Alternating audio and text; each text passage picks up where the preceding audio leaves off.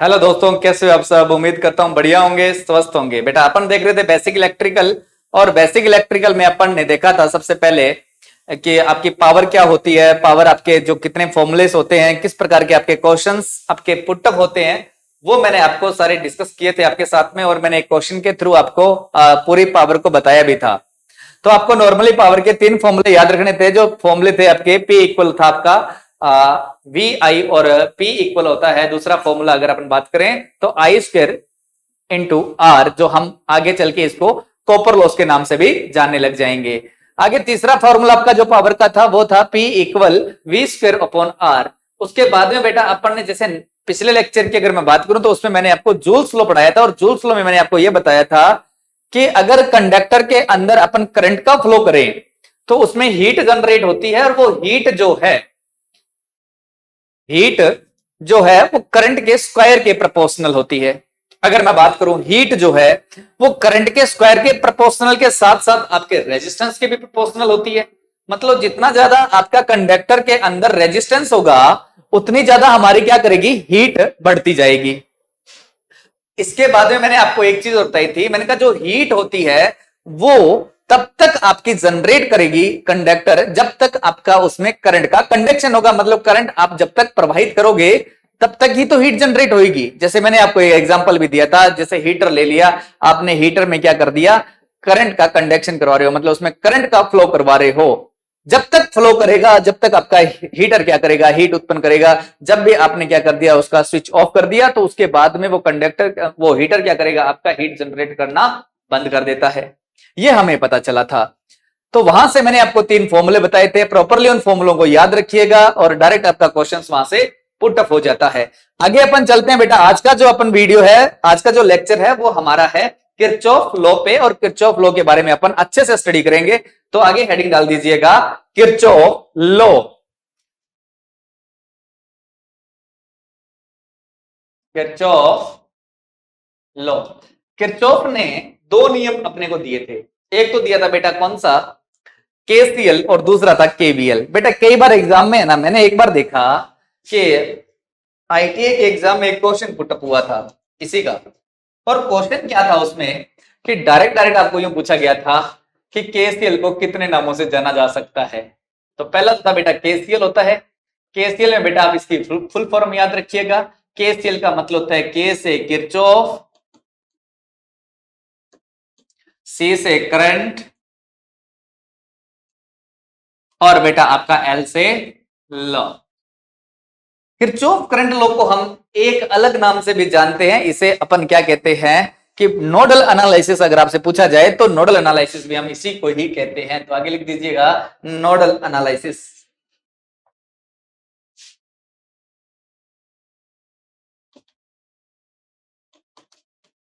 या बेटा एक नाम और जाना जाता है नोडल एनालिसिस, अगर आपके आता है तो ठीक है, नहीं तो बेटा कई बार डायरेक्ट कह देता है कि जंक्शन एनालिसिस के नाम से भी हम इसको जानते हैं। तो आगे बेटा तीसरा नाम भी इसका नोट कर लीजिएगा, जंक्शन एनालिसिस। ओके, तो बात करते हैं जंक्शन एनालिसिस।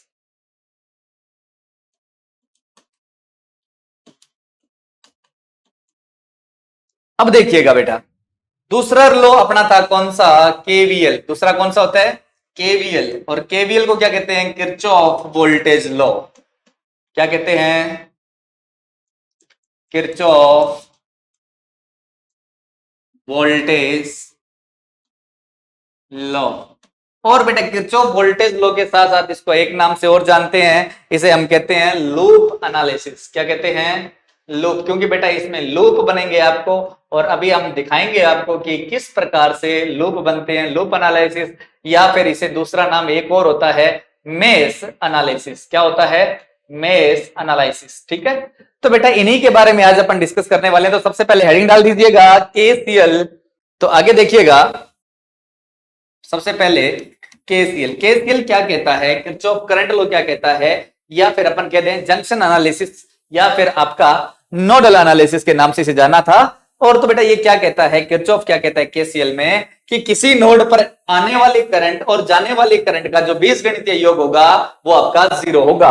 मतलब मैंने कहा कि एक बेटा कोई आपने जंक्शन ले लिया, इस पे क्या कर रही है, करंट इनकम हो रही है, यहां से आ रही है, करंट जा रही है। इनका अगर आप क्या करोगे, इस नोड के ऊपर आप करंट को देखोगे तो आपको करंट क्या मिलेगी? 0 मिलेगी। तो मैंने कहा कि I1 आपकी आ रही है, I2 आ रही है, I3 जा रही है और I4 आपकी आ रही है, I4। तो मैंने कहा कि किरचॉफ ने क्या क्या कहा था कि किसी नोड पे आने वाली धारा और जाने वाली धारा का बीजगणितीय योग 0 होता है। तो ये आपका केसीएल का नियम होता है। चलो इसको नोट कर लीजिएगा बेटा, किरचॉफ करंट लॉ, पूरा लिख देते हैं इसको, किरचॉफ करंट लॉ। देखिएगा किरचॉफ नियम के अनुसार, नोट कर दीजिएगा, किरचॉफ करंट लॉ के अनुसार किसी नोड पर आने वाली करंट, आने वाली धारा और जाने वाली धारा, धारा का बीजगणितीय योग 0 होता है। इसका कहने का मतलब है कि जितनी आपकी करंट आ रही है उतनी आपकी चली जाएगी। दोनों को अगर आपने क्या कर दिया, जोड़ दिया, जाने वाली करंट को माइनस रखिएगा, आने वाली करंट को पॉजिटिव रखिएगा, तो आपको यहां पर क्या मिलेगा? इस नोड पर, इसे ही हम क्या कहते हैं बेटा? नोड कहते हैं। और इसे ही हम क्या कहते हैं? जंक्शन कहते हैं। क्योंकि जहां पर कई ब्रांचें आके मिलती है वो आपका होता है नोड या फिर आपका जंक्शन। तो आपको याद रखना है कि इस नोड या जंक्शन पे जो आपकी करंट है वो आपको 0 प्राप्त होती है। बिल्कुल आप नोट कर लीजिएगा। अगर मैं बात करूं बेटा इसका थोड़ा सा शॉर्ट फॉर्म में, अगर इसको देखिए, इसकी डेफिनेशन अगर अपन ऐसा भी कह सकते हैं कि किरचॉफ करंट लॉ के अनुसार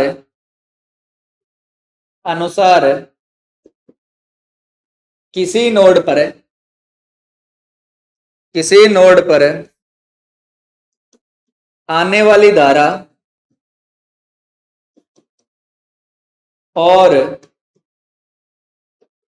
जाने वाली धारा बराबर होती है। ऐसा भी अपन कह सकते हैं कि ये जो आपका नोड है इस पर जितनी करंट आएगी उतनी की उतनी आपकी लौट के चली जाएगी। ऊपर वाली लाइन भी ये बता रही है बेटा। नहीं तो आप एक चीज और कह सकते हो कि अगर ये डेफिनेशन आपको याद नहीं रहती है तो आप ऐसा कह सकते हो कि किरचॉफ नियम के अनुसार, किरचॉफ करंट लॉ के अनुसार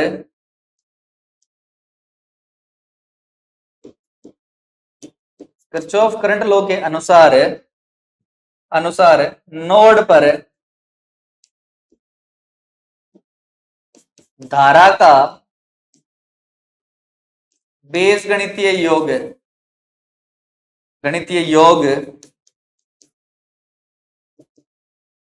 0 होता है। बस कहानी खत्म।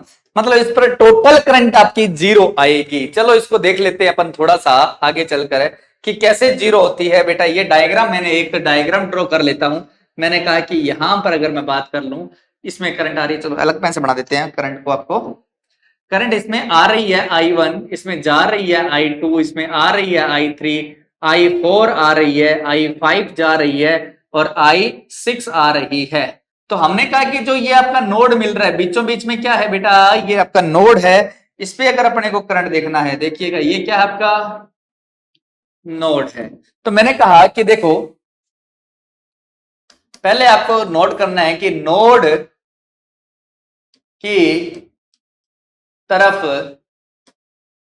आने वाली धारा, हमें सबसे पहले क्या देखेंगे? नोड की तरफ आने वाली धारा को ऐड कर लीजिएगा बेटा। और एक चीज और याद रखिएगा कि नोड की तरफ जो धारा आ रही है उसको पॉजिटिव नोट करके लिखिएगा इसको, कि जो धारा नोड की तरफ आती है उसे पॉजिटिव मान लेते हैं, पॉजिटिव धनात्मक मान लेते हैं। मतलब आ रही है, अच्छी बात है, तो हमने पॉजिटिव मान लिया। मैंने कहा कौन कौन सी आ रही है, तो आप कहोगे सर I1 आ रही है, I3 आ रही है, I4 आ रही है, I6 आ रही है। मैंने कहा बेटा आने वाली धारा देखिएगा, तो आप कहोगे सर I1 प्लस I3 आ रही है ना बेटा, हाँ, और I4 आ रही है, देखो 4 आ रही है, और आपकी I6 आ रही है। मैंने कहा इन सब का मैंने ऐड कर दिया।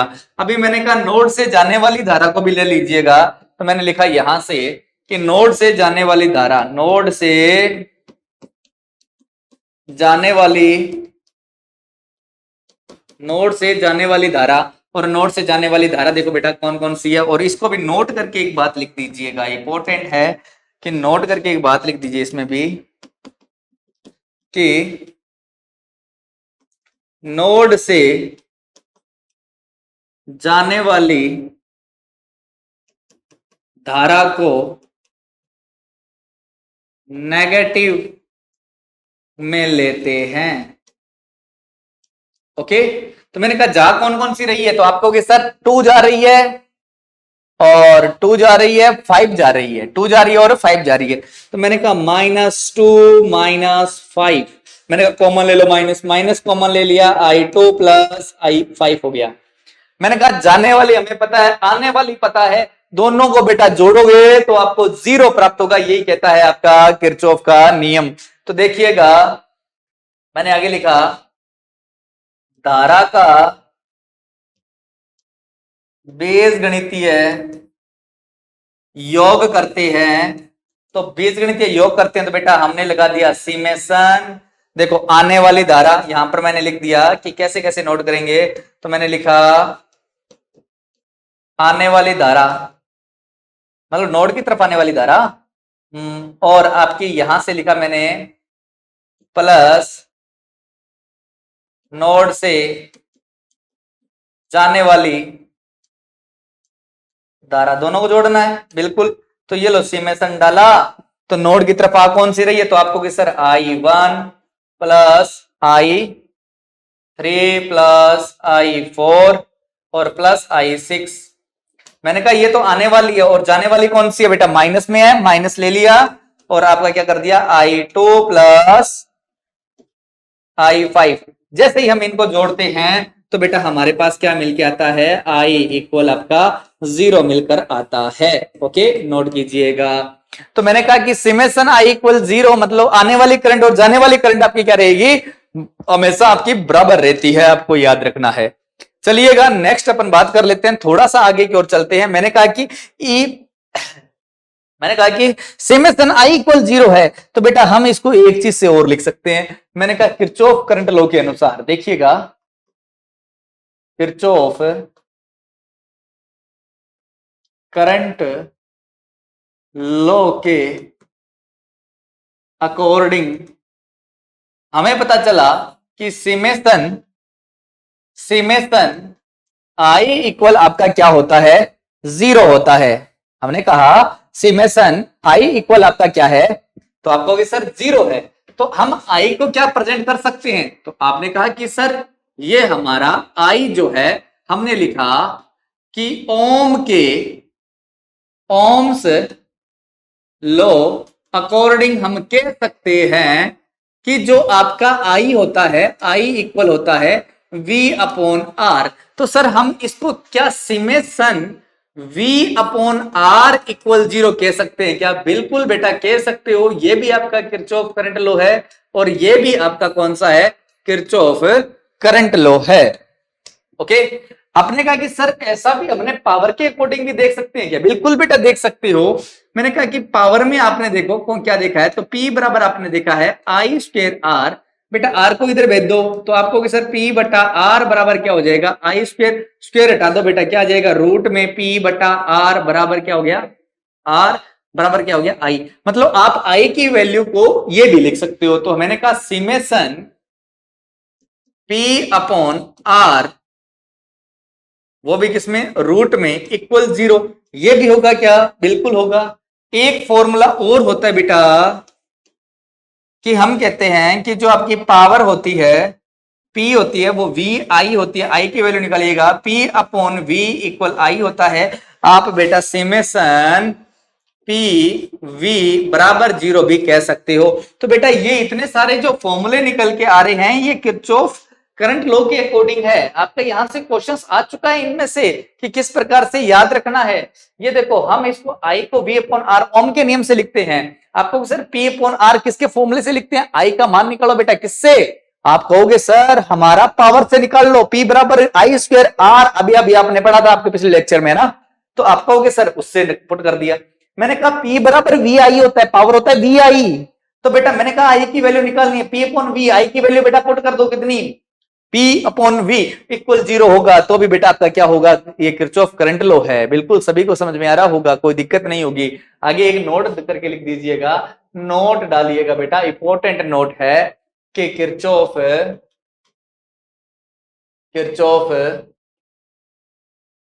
करंट लॉ,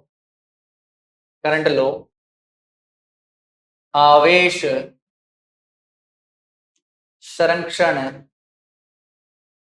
के सिद्धांत पर कार्य करता है। आवेश संरक्षण के सिद्धांत पर कार्य करता है।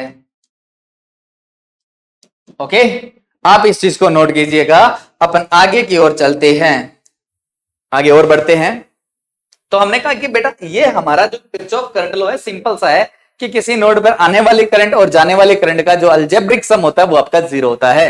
ओके, तो आगे देखते हैं न्यूमेरिकल किस प्रकार से आते हैं हमारे यहाँ पर, वो देख लेते हैं। मैं एक सिंपल सा न्यूमेरिकल करवाता हूँ, 2-3 आपको न्यूमेरिकल करवा के दिखाता हूँ कि बेटा पेपर में कोई सा क्वेश्चन आपका पुटअप हो सकता है। तो देखिएगा, मैंने कहा कि बेटा यहां पर एक आपको क्वेश्चन देते हैं कि दिए गए सर्किट में आई की वैल्यू और आई की डायरेक्शन ज्ञात कीजिए। ठीक है, क्वेश्चन लिखिएगा, दिए गए परिपथ में आई का मान और आई की दिशा ज्ञात करो।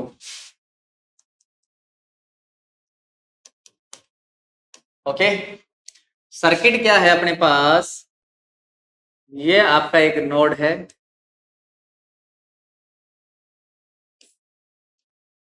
आपको ये दे दिया है, यहां से कह रहा है कि बेटा 5 एम्पियर आ रही है, 4 जा रही है, 3 आ रही है, 2 जा रही है, 1 जा रही है, आई की दिशा और मान निकालना है। कैसे निकालें, तो आपको एक ही काम करना है सबसे पहले कि यहां पर आप मान लीजिएगा नोड की तरफ आने वाली धारा को जोड़ लीजिएगा। तो लिखा नोड की तरफ आने वाली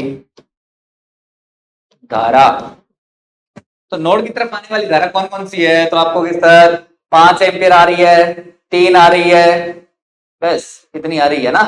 तो मैंने कहा 5 प्लस 3 बराबर कितनी आ रही है, तो आपको कि सर 8 एम्पियर धारा हमारी नोड की तरफ आ रही है। मैंने कहा नोड से जाने वाली धारा और देख लो बेटा, तो आप कहोगे सर नोड से जाने वाली धारा देखिएगा, नोड से जाने वाली धारा को देखना है। तो नोड से जाने वाली धारा को हम माइनस में लेते हैं, हमें पता है I4 जा रही है, I3 जा रही है, I2 जा रही है। मैंने कहा -I4 -2 -1, तो कितना हो गया बेटा, माइनस माइनस कॉमन ले लो सारे, तो 4 + 2 + 1 4 और 7 जा रही है बेटा, कितनी जा रही है, ये 7 एम्पियर हमारी करंट जा रही है। मैंने कहा कि बेटा आने वाले और जाने वाले बराबर होनी चाहिए किरचॉफ के नियम के अनुसार, तो मैंने यहां पर लिखा कि किरचॉफ करंट लॉ के अनुसार, करंट लॉ के अनुसार आने वाली धारा, जाने वाली धारा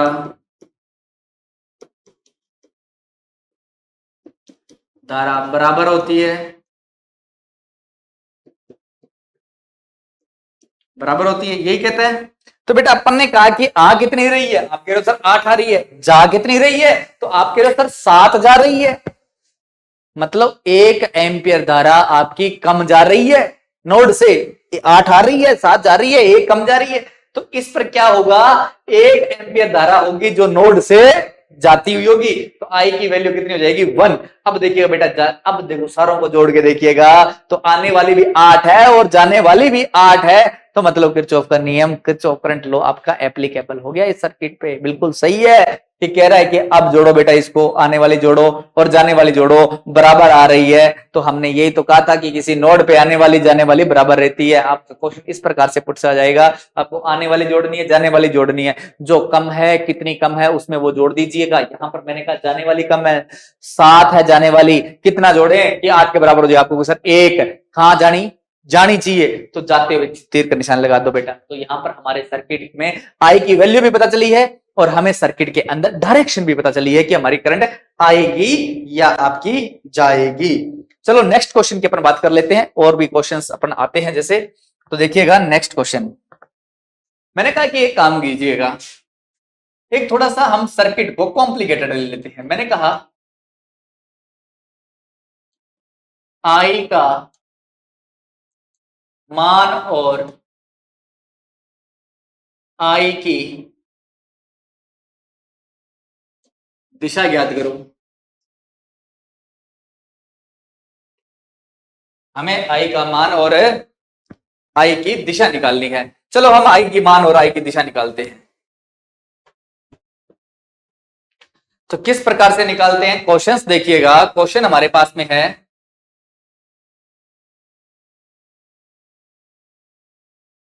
इसकी में आई का मान और आई की दिशा निकालनी है। यहां पर मैंने कहा दिया कितना हुआ है बेटा, आपकी 5 एम्पियर यहां से आ रही है, 5 एम्पियर आपकी यहां से आ रही है, ओके। 3 एम्पियर इधर जा रही है, 2 एम्पियर जा रही है, 5 एम्पियर आपकी यहां से आ रही है। बिल्कुल, इधर से 3 आ रही है, 2 जा रही है, 1 जा रही है, ओके। यहां से अगर मैं बात करूं, 3 एम्पियर जा रही है, यहां से 2 एम्पियर जा रही है। अब बताना है आई की दिशा और आई का मान, ये क्वेश्चन है हमारा।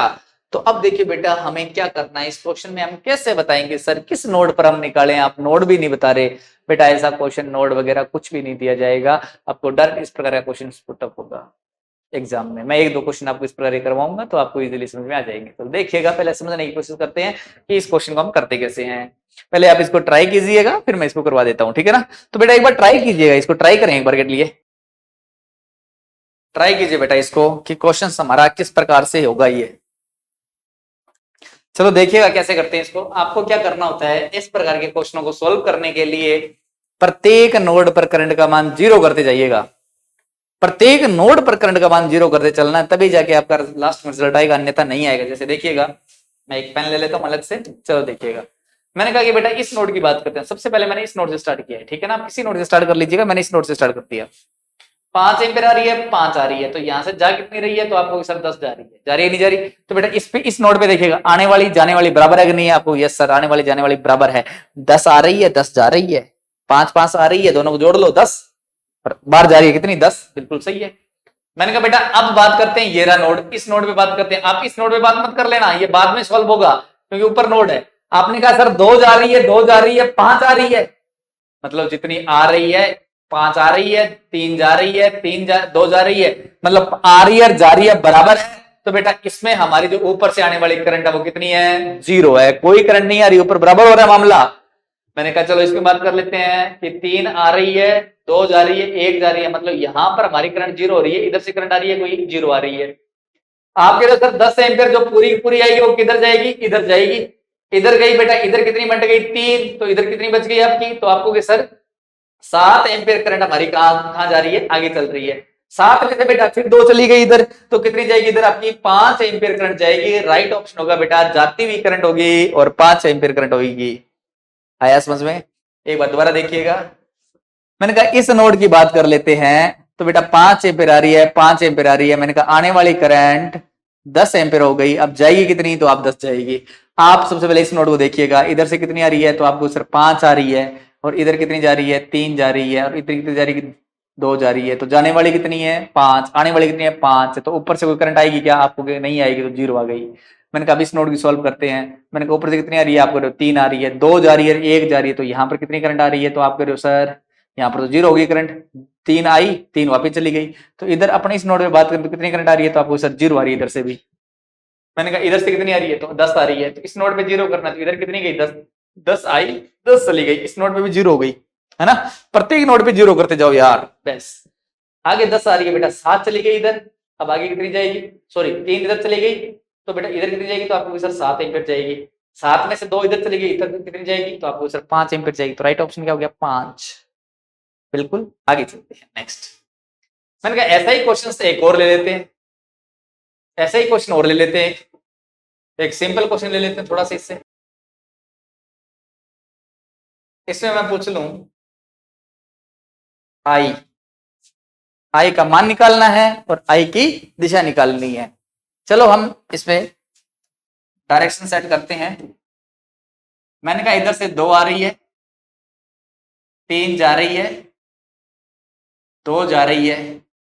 ओके, यहां से अगर मैं देखूं 10 आ रही है, 2 जा रही है, 1 आ रही है। इधर से कहा मैंने 4 आ रही है, 5 जा रही है, 10 आ रही है। तो हमें निकालना आई का मान। अब क्या करें, कैसे निकालें? चलो निकालो इसको। प्रत्येक नोड पर 0 करते चलिए बेटा। कैसा भी डायग्राम बना दीजिएगा। एक आपको पेड़ दिखाई दे रहा है, इस पेड़ की प्रत्येक शाखा पर आपको करंट की वैल्यू दी गई है। मेन शाखा जो आपका तना है उस पर करंट की वैल्यू को निकालना है। चलो देखिएगा किस प्रकार से हम इसको निकालते हैं। मैंने कहा प्रत्येक नोड ढूंढिए बेटा, प्रिंसिपल नोड ढूंढिए। प्रिंसिपल नोड होता है जहां पर 3 या 3 से अधिक ब्रांच आके मिलती है। मैंने कहा देखो नोड कहां है, नोड को कैलकुलेट कर लीजिएगा। चलो व्हाइट पेन से लेते हैं। मैंने कहा एक नोड यहां है, एक नोड यहां है, एक नोड यहां है, एक नोड यहां है। टोटल 1 2 3 4 नोड बन रहे हैं हमारे, है ना? हमने कहा 4 नोड कैलकुलेट कर रहे हैं, वैसे एक ही नोड है ये, ठीक है ना, चारों में से। मैंने कहा अगर मैं बात करूं ऊपर से, पहले किस नोड की बात करें? इस नोड की बात कर लेते हैं। मैंने कहा देखो 4 एम्पीयर आ रही है, 5 जा रही है। चलो आने आने वाले जोड़ते हैं। देखो 4 आ रही है, 10 आ रही है, 14 हो गई। 14 में से 5 चली गई, यहां कितनी जाएगी? 9। तभी जाके इस पे 0 होगी ना, तभी जाके 0 होगी। देखो 9 और 5 कितने होते हैं? 14। और 10 और 4 कितने होते हैं? 14। मतलब 14 आ रही है, 14 आपकी जा रही है। इस नोड पे 0 कर लिया। हमने कहा इधर से कितने एम्पीयर आ रही है? 9 एम्पीयर आ रही है, छोड़ दो। आगे चलो दूसरे नोड पे। आप कह रहे हो सर 10 एम्पीयर आ रही है, 1 एम्पीयर आ रही है, 11 एम्पीयर जा कितनी रही है? तो आप कह रहे हो सर 2 एम्पीयर जा रही है, 11 में से 2 चली गई, ऊपर से वापिस कितनी आ रही है? 9 एम्पीयर आ रही है। मैंने कहा इस नोड की बारी। मैंने कहा 3 जा रही है, 2 जा रही है, 5 हो गया। 5 में से बेटा जाने वाली 5 है, आने वाली 2 है। तो बेटा कितने बच गए? तो आपको सर 3। तो 3 एम्पीयर करंट कहां से लाए? तो बेटा इधर से। मैंने कहा 3 एम्पीयर करंट इधर से आ रही होगी। मैंने कहा 9 आ रही है, 9 आ रही है, 9 और 9 18। 18 में से बेटा 3 चली गई, तो 18 में से 3 चली गई, कितने बच गए? 15। और 15 करंट हमारी क्या करेगी? नीचे आएगी। तो राइट ऑप्शन आपका हो जाएगा 15 एम्पियर। कोई दिक्कत यहां तक किसी बच्चे को प्रॉब्लम नहीं आनी चाहिए। चलो इसको नोट कीजिएगा। आगे और भी देखते हैं कॉन्सेप्ट लेवल की चीजें। तो बेटा ये था आपका केसीएल, किस प्रकार के आपके क्वेश्चन पूछे जाते हैं। नेक्स्ट अपन बात करते हैं केवीएल की। नेक्स्ट बात करते हैं केवीएल की केवीएल देख लीजिएगा। तो आगे हेडिंग डाल दिएगा Kirchhoff voltage law. Kirchhoff voltage law क्या कहता है कि किसी बंद परिपथ में जितनी सप्लाई दे रहे हो उतना ही वोल्टेज ड्रॉप होता है। या हम ऐसा कह सकते हैं कि किसी बंद परिपथ में सप्लाई वोल्टेज ड्रॉप का अलजेब्रिक सम 0 होता है। ऐसा भी कह सकते हो कि बंद परिपथ में सप्लाई वोल्टेज और वोल्टेज ड्रॉप बराबर होता है। कुछ भी जानो बेटा, समझ में आना चाहिए। डेफिनेशन समझाता हूं, एक बार के लिए देखिएगा। मैं क्लोज सर्किट मान लेता हूं। मैंने कहा कि सिंपल सर्किट लेता हूं मैं, ठीक है ना। मैंने कहा 2 रेजिस्टेंस ले लिए। अभी आपको ये मैंने पावर में समझाया था। मैंने कहा कि एक वोल्टेज सोर्स है यहाँ पर, मैंने कहा ये R1 रेजिस्टेंस है, ये R2 रेजिस्टेंस है, ये V वोल्टेज है। मैंने कहा एक चीज बताओ कि ये हमारा V1 वोल्टेज खा रहा है और ये V2 वोल्टेज खा रहा है और आप V वोल्टेज दे रहे हो, तो किरचॉफ क्या कहता है, किरचॉफ वोल्टेज लो क्या कहता है कि बंद परिपथ, बिल्कुल बंद परिपथ है। तो बंद परिपथ में सप्लाई वोल्टेज ये कौन सी है, ये है हमारी सप्लाई वोल्टेज। इस डायग्राम से समझते हैं, सिंपल सा है। और ये है हमारा वोल्टेज ड्रॉप, मतलब खा रहा है। ये भी हमारा V1 है, ये भी हमारा क्या है, वोल्टेज ड्रॉप है। तो किरचॉफ वोल्टेज लॉ क्या कहता है कि किसी बंद परिपथ में सप्लाई वोल्टेज और वोल्टेज ड्रॉप का बीजगणितीय योग 0 होता है। इन इसको और इन दोनों को जोड़ लीजिएगा, आपको 0 प्राप्त होगा, क्योंकि वोल्टेज ड्रॉप को माइनस में लेना है और सप्लाई को पॉजिटिव में ले लेना। आप जोड़ के देखिएगा 0 आएगा। और बेटा याद रखना, आपको ये चीजें मैंने पावर के सर्किट में भी सेम सर्किट बनाया था। 2 लैंप अगर मैंने श्रेणी क्रम में जोड़े थे, वहां पर बेटा अलग अलग बल्ब वोल्टेज खा रहे थे और उन वोल्टेज को जोड़ के देखिएगा, नीचे आप सप्लाई 200 दे रहे थे तो बेटा 200 के बराबर प्राप्त हो रही थी। वहां पर भी आपका किरचॉफ वोल्टेज लॉ एप्लीकेबल था, अगर आपको याद हो तो। नहीं तो बेटा पिछला एक बार रिवाइज जरूर कर लीजिएगा। अब अपन बात कर लेते हैं इसकी डेफिनेशन की। तो देखिएगा कि लिखिएगा, किरचॉफ वोल्टेज लॉ के अनुसार किसी बंद परिपथ में सप्लाई वोल्टेज और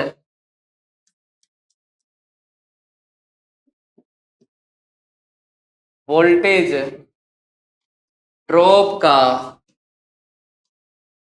बीजगणितीय योग 0 प्राप्त होता है। कितना प्राप्त होता है, 0 प्राप्त होता है। ओके, ऐसा कह सकते हैं, ऐसा भी कह सकते हो कि बंद परिपथ में क्या चीज है, बंद परिपथ में सप्लाई वोल्टेज वोल्टेज ड्रॉप के बराबर होती है ना, तभी तो 0 होगा। तो यहां पर ऐसा लिख दीजिएगा, किरचॉफ वोल्टेज लॉ के अनुसार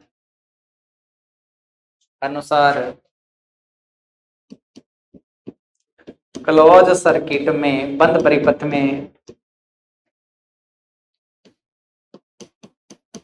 सप्लाई वोल्टेज और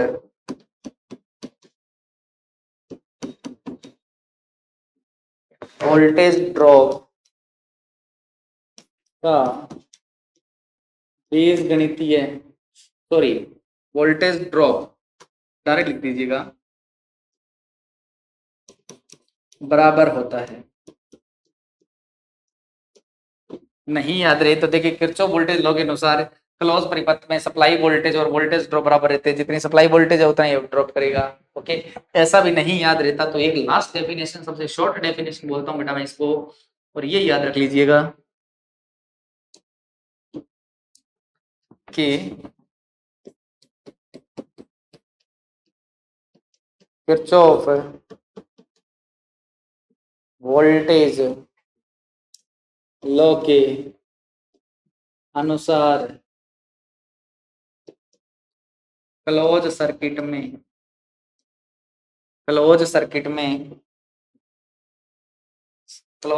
में वोल्टेज का बीजगणितीय योग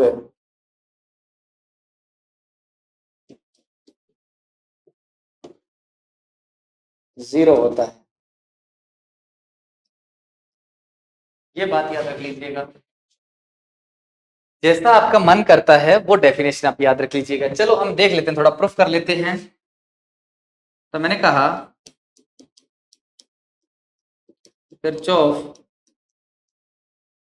वोल्टेज लॉ के अकॉर्डिंग, तो मैंने सबसे पहले कहा इसमें हम किरचॉफ वोल्टेज लॉ लगाते हैं।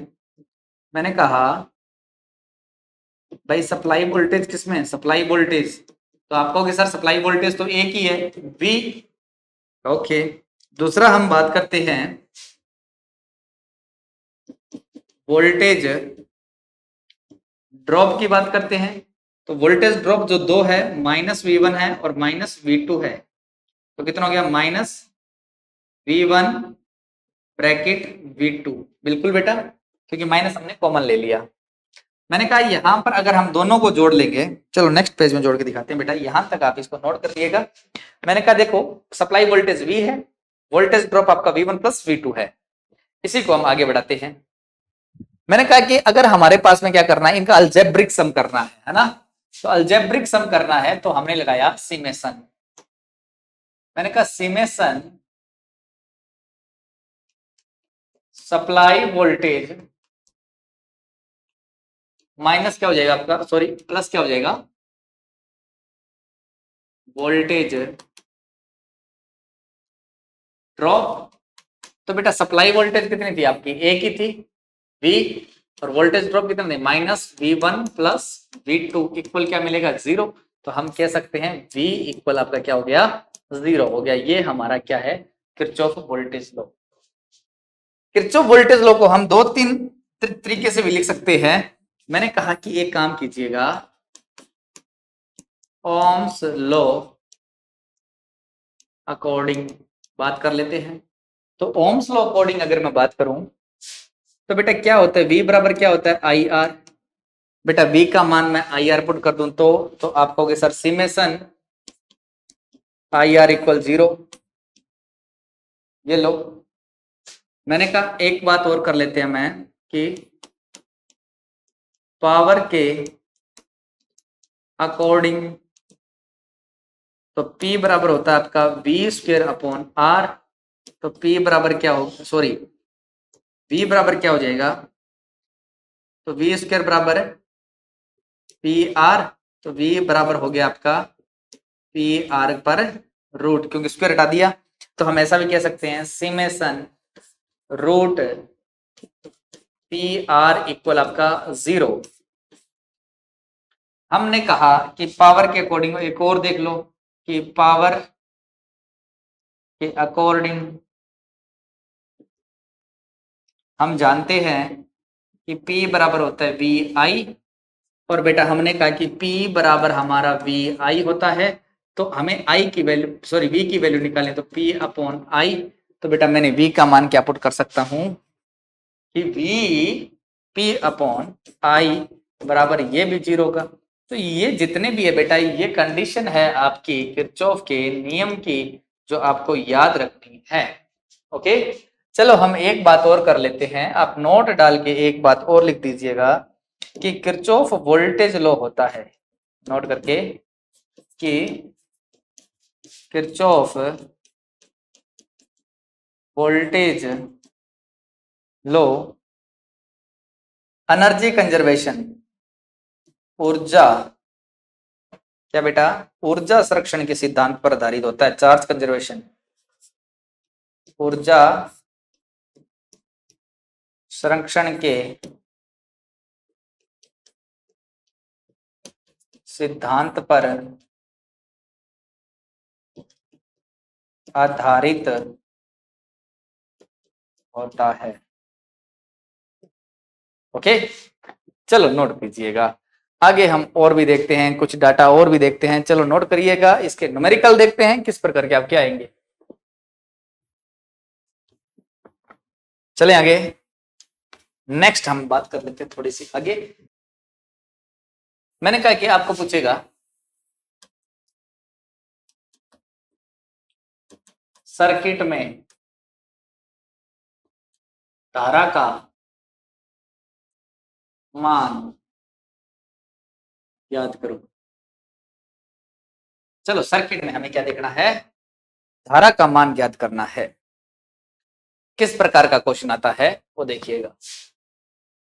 मैंने कहा यहां रेजिस्टेंस लगा हुआ है, यहां वोल्टेज सोर्स है, यहां रेजिस्टेंस है, यहां वोल्टेज सोर्स है, फिर रेजिस्टेंस है, फिर वोल्टेज सोर्स है, यहां रेजिस्टेंस है, वोल्टेज सोर्स है, फिर हमने कहा यहां रेजिस्टेंस है, वापिस आपका यहां पर एक वोल्टेज सोर्स है, एक रेजिस्टेंस और लगा दो, एक रेजिस्टेंस और लगा दिया, चलो यहां पर एक रेजिस्टेंस आपका और है।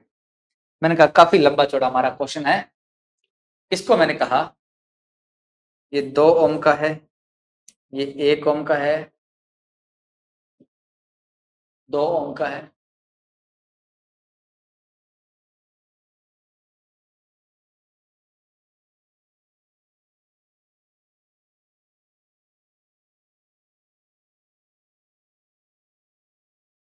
ये हमें रेजिस्टेंस की वैल्यू दे रखी है।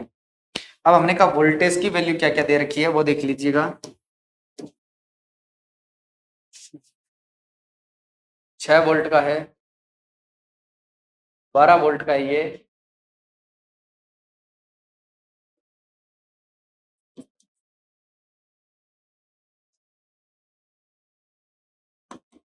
ये 5 वोल्ट का है,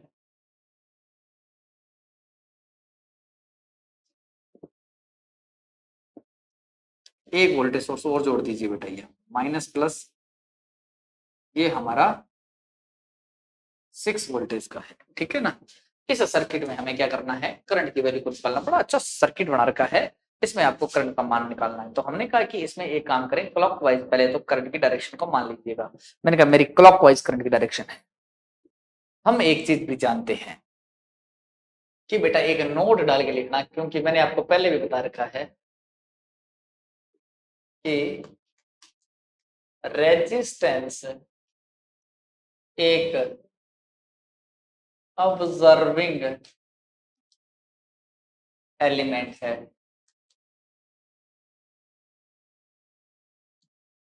रेजिस्टेंस हमारा एक ऑब्जर्विंग एलिमेंट है, बिल्कुल हम जानते हैं। आपको यस सर। तो हमने कहा कि ऑब्जर्विंग का मतलब होता है अवशोषित। ऑब्जर्विंग एलिमेंट में पॉजिटिव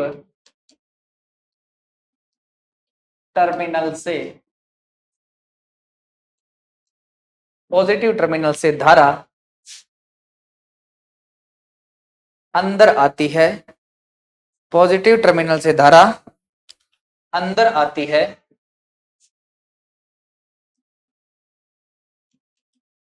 तथा नेगेटिव, जानते हैं। तो बेटा इसमें हमने कहा कि पहले तो आपको डायरेक्शन माननी है करंट की, तो आपको सर करंट तो ऐसे चल रही है, और कितनी करंट चल रही है, तो आपको सर आई करंट चल रही है। ये लो आई करंट चल रही है, इसी डायरेक्शन में चल रही है आई करंट, क्लॉकवाइज दिशा में आपने मान ली। क्वेश्चन को ध्यान से देखिएगा। अभी हमें टर्मिनल को डिसाइड करना है इस पे। तो टर्मिनल डिसाइड करना है तो आपको कैसे करना है बेटा, रेजिस्टेंस है ये, सबसे पहले रेजिस्टेंस ये आया। रेजिस्टेंस में देखो करंट अंदर जा रही है, पॉजिटिव टर्मिनल नेगेटिव है, क्योंकि ऑब्जर्विंग एलिमेंट है, पॉजिटिव टर्मिनल से करंट अंदर जाती है। रेजिस्टेंस है उसमें जहां करंट घुस रही है उसको पॉजिटिव मान लो, और जहां से निकल रही है उसको नेगेटिव मान लो। ये देखो पॉजिटिव है नेगेटिव, करंट यहां से घुसेगी, ये पॉजिटिव है नेगेटिव है, ये पॉजिटिव है नेगेटिव है। आपको बैटरी को नहीं देखना, ओनली फॉर आपने जो करंट की डायरेक्शन मानी है वो एग्जिट मानी है, आप उस पर काम कीजिएगा, आपको कोई लेना देना नहीं होना चाहिए। मैंने कहा ओके। चलो हमें वोल्टेज को निकालना है। देखो एक टर्मिनल से चलना स्टार्ट कर लीजिए बेटा, एक पॉइंट से। मैंने कहा इस पॉइंट से चलना स्टार्ट करता हूं। सबसे पहले किससे टकराया, माइनस से। माइनस से टकराया बेटा, क्या आ गया, वोल्टेज कैलकुलेट करनी है तो कितना गया, -6 हो गया। ऊपर चले बेटा, ऊपर चले तो हमारा किसे टकराए, पॉजिटिव से। रेजिस्टेंस किसके सीरीज टकराए, तो आपको सर पॉजिटिव से, पॉजिटिव से टकराई। ये लो बेटा पॉजिटिव। यहां बताओ वोल्टेज कितना है, तो आप कहोगे सर करंट तो चल रही है हमारी आई, और प्रतिरोध है 2, तो बेटा वोल्टेज क्या होगा, V बराबर IR। तो मतलब आर कितना है 2, और करंट कितनी है I, तो वोल्टेज कितना हो गया 2I। ये लो पॉजिटिव का 2I। इसी प्रकार बेटा किसे टकराए, माइनस से, और माइनस कितना वोल्टेज है, तो आपको सर 12। आगे चलते हैं, किससे टकराए, आपको सर प्लस से। कितना है यहां पर 1I, मतलब वोल्टेज कितना हो गया 1I, V बराबर IR। आई का मान करंट कितनी है 1I, और रेजिस्टेंस कितना है 1, तो कितना हो गया आपका I प्लस आगे चले किसे टकराए, माइनस से, है ना, तो बेटा प्लस नहीं आएगा, अब लगाना है माइनस, जिससे टकराए उसी को चीजें लेनी है। ये देखो माइनस से टकरा रहे हैं, तो माइनस टकराए तो -5 हो गया। चले आगे, बिल्कुल आगे चलते, किसे टकराए तो आपको कि सर पॉजिटिव से, रेजिस्टेंस के पॉजिटिव से। कितना है, 2 ओम है, करंट कितनी है, आई, तो वोल्टेज कितना हो गया, 2I। आगे चलते हैं, आगे देखिए नेक्स्ट, कितना रेजिस्टेंस है तो आपको सर 6 ओम, और करंट कितनी है, आई, तो कौन सा कितना हो गया, 6I। आगे चले किससे टकराई तो आपको सर पॉजिटिव से, कितनी है, 5 वोल्टेज है। आगे फिर टकराई किससे, पॉजिटिव से, कितना वोल्टेज आएगा, 2 रेजिस्टेंस है, करंट आई आ रही है, तो कितना हो गया आपका 2I। ओके, अब वापिस बेटा किससे टकराए, माइनस से, और माइनस हो गया आपका 6, किससे टकराए, पॉजिटिव से, कितना टकराए, तो बेटा आपको एक है, एक और ये आई, तो कितना हो गया, आई आपकी वोल्टेज हो गई, माइनस ये कितनी हो गई बेटा, एक आई हो गया, ये कितना है 0.5, तो किससे टकराई, 0.5I से, ये लो।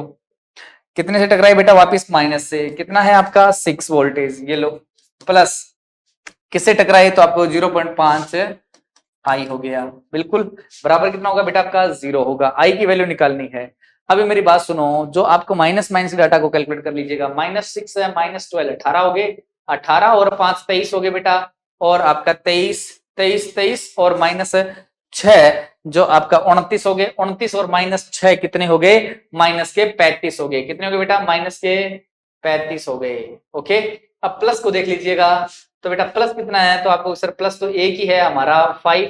अब आई वाली संख्या को जोड़ दीजिएगा, मैंने कहा 2I, 1I 3I, 3 और 2 5I, 5 और 6 11I, 11 और 2 13I, 13 और 1 14I, 14 और 1 बेटा 15I। तो हमारी कितनी करंट आ रही है, 15I हमारी वोल्टेज बराबर आपकी 0 हो गई। -15 में से 5 चले गए, कितने बच गए तो आपको सर 30 प्लस कितना हो गया 15I बराबर 0।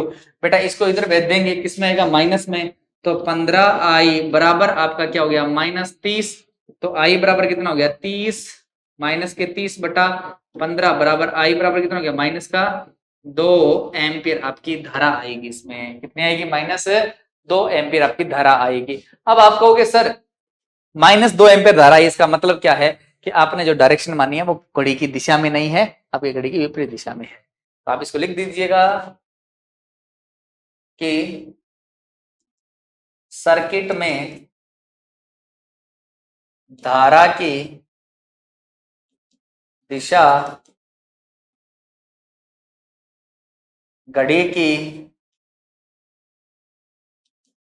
दिशा में नहीं है और परिपथ में धारा 2 एम्पियर होगी। ओके, चलो नोट करो। एक क्वेश्चन को और देखिएगा बेटा, एक सिंपल सा क्वेश्चन हम और एक डिस्कस करते हैं, क्योंकि ये इंपॉर्टेंट पॉइंट है और यहां से आपके क्वेश्चंस पुट अप होते रहते हैं, वो हम एक बार और देख लेते हैं।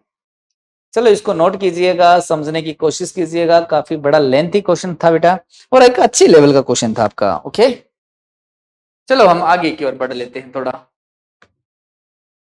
मैंने कहा नेक्स्ट हम बात कर लेते हैं कि आपको दिया गया है सर्किट में धारा का मान ज्ञात करो। सर्किट में धारा का मान है ज्ञात करो। अब हमें सर्किट में धारा का मान निकालना है। हमने सर्किट बनाया बेटा, एक सिंपल सर्किट लेते हैं आपके लिए, तो आपको समझ में आ जाए। 2-3 ही अपन सोर्स लेंगे, क्योंकि ज्यादा ले लेते हैं तो बेटा आपके दिक्कत आ जाती है, और तो कुछ नहीं है। मैंने कहा ये मैंने एक सोर्स ले लिया, ये लो। ओके, मैंने कहा बेटा ये जो मैंने माना है वो 10 वोल्टेज का मान लिया, ये मैंने मान लिया 20 वोल्ट का, और ये मैंने मान लिया है 10 वोल्ट का। ठीक है, कोई दिक्कत नहीं है। ओके, मैंने कहा बेटा इसको मैं मान लेता हूं 5 ओम का, ये भी 5 ओम का,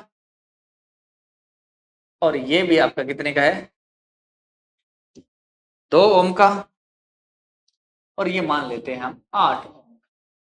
मैंने कहा इसी में धारा का मान निकालना। ऐसा क्वेश्चन हमारे पास आ गया, मान लो आ गया क्वेश्चन, हमें करना है। सबसे पहले हमें क्या करना पड़ेगा इसमें, तो आप बेटा इन क्वेश्चन में करने के लिए आप करंट की डायरेक्शन को मानिएगा, करंट की डायरेक्शन को मानिएगा। तो मैंने कहा कि हमारी जो करंट चल रही है वो हमारी क्लॉकवाइज चल रही है। मान लिया आपने क्लॉकवाइज चल रही है आई, इस सर्किट में हमारी जो करंट चलने वाली है वो हमारी इसी दिशा में आई चलने वाली है। ये लो कितनी है आई, कितनी है आई, और यहां पर कितनी है आई, और यहां कितनी है आपकी आई, मतलब आई करंट फ्लो होगी। मैंने कहा रेजिस्टेंस कैसा है, तो आपको ऑब्जर्विंग एलिमेंट सर, जहां से करंट एंटर करती है वो आपका नेगेटिव सिरा, पॉजिटिव सिरा होता है, और जहां से निकलती है वो आपका नेगेटिव सिरा होता है ना। बस बेटा यही करना है। मैंने कहा करंट इसमें देखो बेटा यहां से अंदर आ रही है ना, तो पॉजिटिव हो गया, ये आपका नेगेटिव हो गया। आपको वोल्टेज सोर्स को नहीं देखना क्या कर रहा है, छोड़ो उसको, आप तो बस आपने धारा जो मानी उसके अकॉर्डिंग चलो। आपके ऊपर जा रही है, अंदर घुस रही है, तो कौन सा है पॉजिटिव, और ये है आपका नेगेटिव। इसमें भी बेटा देखो अंदर यहां से घुस रही है, तो यहाँ पर आपका पॉजिटिव है, ये आपका कौन सा है नेगेटिव है। इसी में मैं बात करूं करंट अंदर घुस रही है, पॉजिटिव है, ये नेगेटिव है। ओके, टर्मिनल आपने डिसाइड कर दिए। अब आप मेरे को यूं बताओ कि इस पर मेरे को वोल्टेज निकालना है, 5 ओम पर वोल्टेज निकालना। तो वोल्टेज बराबर क्या होता है, V up equal I R. तो बेटा V इक्वल आई आर, तो इस पे वोल्टेज देखो कितना निकलेगा, आई कितना है, तो आई है, रेजिस्टेंस कितना है 5, तो V इक्वल कितना हो गया 5 इसी प्रकार इसमें कितना हो जाएगा 5 इसमें कितना हो जाएगा 2i, इसमें कितना हो जाएगा 8i। वोल्टेज तो निकल गया। सिंपल सा है, जहां से स्टार्ट करना वहीं से करें। पहले किससे टकराए बेटा, यहां से स्टार्ट करता हूं। पहले किससे टकराई, तो आपको सर प्लस से, ये लो प्लस का। कितने से टकराई, तो आपको सर 5 ओम से। धारा कितनी है, तो आपको सर आई, तो V कितना हो गया 5i, तो कितना हो गया बेटा वोल्टेज कितना हो गया 5i। आगे चले, किससे टकराई, तो आपको सर माइनस से टकरा लिए, और माइनस में सर वोल्टेज दे रखा है ऑलरेडी, हमें वोल्टेज निकालना है, ये 10 दे रखा है, 10 ले लिया। बेटा यहाँ पर वोल्टेज सोर्स लेने का मतलब ये होता है कि आपने कितना वोल्टेज लगा रखा है, आपने डायरेक्ट 10 वोल्टेज लगा रखा है, तो बेटा हमें आई से मल्टीप्लाई मत कर देना। मैं यहां पर आई से इसलिए मल्टीप्लाई कर रहा हूं क्योंकि रेजिस्टेंस है क्या बेटा, रेजिस्टेंस में इसीलिए मल्टीप्लाई कर रहा हूं। ओके, आगे चलते हैं। मैंने कहा यहां पर क्या है, तो आपको सर पॉजिटिव है, यहां पर क्या है आपका पॉजिटिव है। तो बेटा कितना आ गया आपका, ये आपका पॉजिटिव हो गया, कितना है 5। तो बेटा मैंने कहा 5 कौन सा आई, ओके वोल्टेज हो गया। यहां पर किससे टकराई, माइनस से, और कितना वोल्टेज है, तो आपको सर 20 है ओनली, ठीक है ना, वोल्टेज देर का। आगे चले, प्लस कितना रेजिस्टेंस है 2, और आई वोल्टेज निकल गया। आगे चलते हैं, कितना है, तो आपको सर प्लस 8i। आगे चले बेटा कितना है, तो आपको सर प्लस कितना वोल्टेज है 10 वोल्ट है। बेटा यहां पर वापस पहुंच गए, यहां से चालू हुए थे, बराबर आपका क्या होना चाहिए 0 होना चाहिए। मैंने कहा आई वाली संख्या जोड़ लो, 5i 5i 10i 10i 2i 12i 12i 8i 20i। तो मैंने कहा 20i तो आपकी करंट वोल्टेज हो रही है। मैंने कहा -10 -20 30, तो मैंने कहा माइनस के 30 हो गए। प्लस का कितना है, तो आपको प्लस का 10 है, बराबर 0। बेटा मैंने कहा 10 में से 30 में से 10 चले गए, तो आपको कितना बच गया, तो आपको सर 20 बराबर आपका 0। तो बेटा 20i बराबर, मैंने इसको बराबर में डाल दिया, इसको बराबर में ले गया 20 हो गया। तो i बराबर कितना हो गया 20 बटा में 20 बराबर कितना हो गया बेटा 1 एम्पियर धारा प्रवाहित होगी। अगर हमें इसी क्वेश्चन को चेक करना है कि वास्तव में सही है या गलत है, बेटा 1 की वैल्यू इस इक्वेशन में, 1 की वैल्यू को i की वैल्यू 1 पुट करके देखिएगा, 0 हो जाएगी इक्वेशन। कितनी हो जाएगी 0 हो जाएगी। तो बेटा ये था आपका किरचॉफ केवीएल, जो आई होप आपको अच्छी तरह से समझ में आया होगा। तो आगे अपन देखेंगे नेक्स्ट वीडियो के अंदर। तो आज के लिए बस बेटा इतना ही, इस लेक्चर में बस इतना ही। देखेंगे नेक्स्ट वीडियो में आपको एक नए टॉपिक के साथ मैं हाजिर होऊंगा। तब तक के लिए बाय बाय।